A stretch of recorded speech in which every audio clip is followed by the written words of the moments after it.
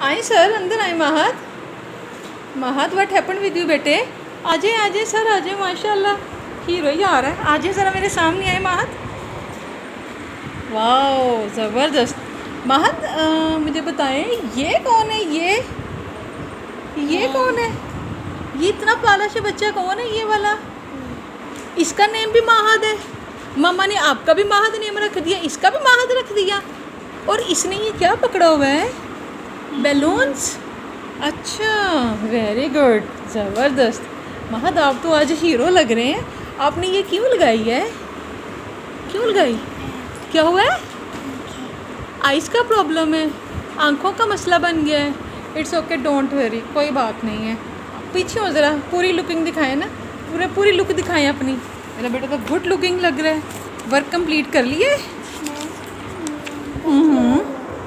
अभी हो रहा है।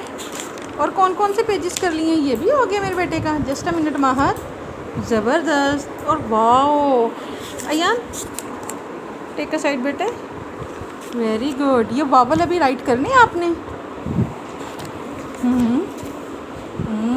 Very good. ये सारा राइट किया आपने?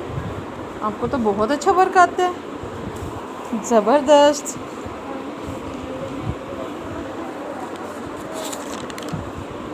वेरी गुड महत, लेट को बारीकी किया है ना, ज़बरदस्त महत। चलें, एक दफ़ा फिर महत को देख लें। ज़बरदस्त महत, चलें।